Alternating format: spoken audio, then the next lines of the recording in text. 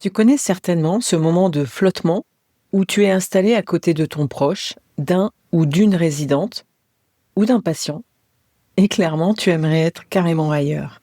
Là, dans ta tête, c'est la pagaille totale. Le boulot, les enfants, le frigo vide, la lessive oubliée dans la machine, je t'en passe. Et pendant que tu rumines tout ça, ton cerveau te lâche. Mince, je n'ai rien à lui dire. Tu sais, on vit dans une époque où tout pousse à bien dire, bien s'exprimer, bien répondre, bien consoler, bien parler, bien écouter. Pas de panique, c'est pas grave, tu n'as pas besoin d'être poète pour être présent. Et on va en parler aujourd'hui. Bienvenue dans la saison 5 de Sweet Papy Podcast. Et si je te disais que dans l'accompagnement de fin de vie de nos proches, il existe parfois des instants comme suspendus où tu découvres une force en toi que tu ne soupçonnais pas. Alors avant que mes souvenirs ne s'effacent, pendant 60 jours, j'espère devenir ton miroir. Celui qui éclaire tes choix, tes fragilités, ta façon d'aimer, que tu sois aidant ou professionnel du soin. Alors abonne-toi pour ne rien manquer de ces instants de passage. Un jour, j'ai fait des kilomètres pour voir Sweet Papy. Parce qu'une urgence, parmi tant d'autres, était arrivée.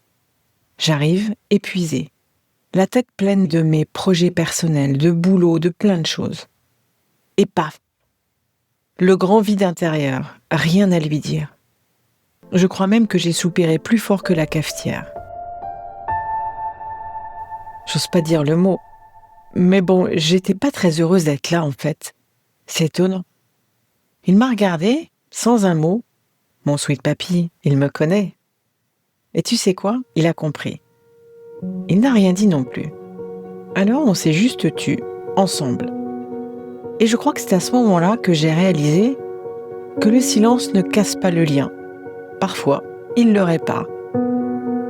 On croit souvent qu'il faut meubler les silences, mais c'est faux. Alors tu veux que je te donne ma boîte à outils, des mots du cœur que j'utilise. Des petits mots courts, des mots importants.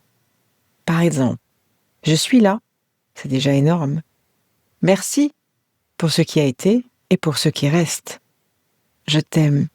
Même chuchoté, ça résonne fort. Tu comptes pour moi, parce que ça, c'est vraiment la base. Et parfois juste, ne rien dire du tout. Ces mots, ils tiennent en une respiration.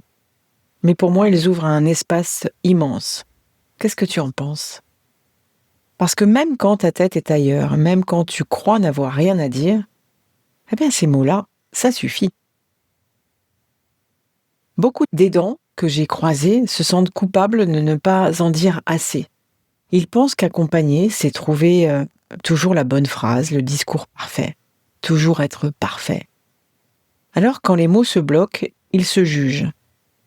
Je ne sers à rien, je devrais lui dire quelque chose, mais cette pression est inutile. Elle éloigne au lieu de rapprocher. Donc pas besoin de forcer, pas besoin de longs discours. En fait, ce qui compte le plus, tu le sais, c'est la sincérité. Un mot court sécurise. Ton proche sait qu'il n'est pas seul. Un ton doux apaise. La voix rassure plus que le contenu. Et puis une phrase simple libère. Ça, c'est la communication essentielle. Je te le rappelle, donc une voix douce, un ton apaisé, une main posée au bon moment. Tu n'as pas besoin d'en faire plus. Tu as juste besoin d'être pleinement là, sincèrement. Et ce que je te dis, c'est pas vraiment de la poésie, c'est juste du soin. Les neurosciences le montrent, quand une personne sent qu'elle est écoutée avec le cœur, eh bien, étonnamment, son rythme cardiaque se régule, son anxiété baisse. Autrement dit, ta sincérité soigne. Alors, oublie le truc, là, je devrais savoir quoi dire. Non, la vérité, c'est que ton regard, ton sourire et ton souffle calment et disent déjà l'essentiel. Bon, t'as compris, je te dis, ne fais pas de grands discours, juste une présence vraie. Sans costume, sans armure. Les soignants le confirment, dans les moments de grande fatigue, ce ne sont pas les longues explications qui marquent, mais un mot chuchoté avec douceur. Et en fin de vie, les phrases les plus courtes sont les plus puissantes. mais il faut savoir les choisir.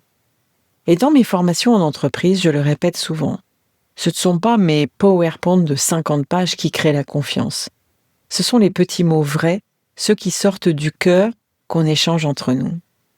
Alors la prochaine fois que tu te dis « je n'ai rien à dire », souviens-toi et dis déjà l'essentiel. Voilà, c'était notre moment du jour. Et puis j'aimerais bien que tu me dises, toi, c'est quoi le mot simple que tu gardes comme un trésor en toute occasion pour dire l'essentiel ? Partage-le en commentaire ou dans les messages, je les lirai peut-être dans un prochain épisode. À demain! Si cet épisode t'a touché, inspiré ou donné des pistes pour mieux appréhender les imprévus de la vie, je t'invite à aller plus loin.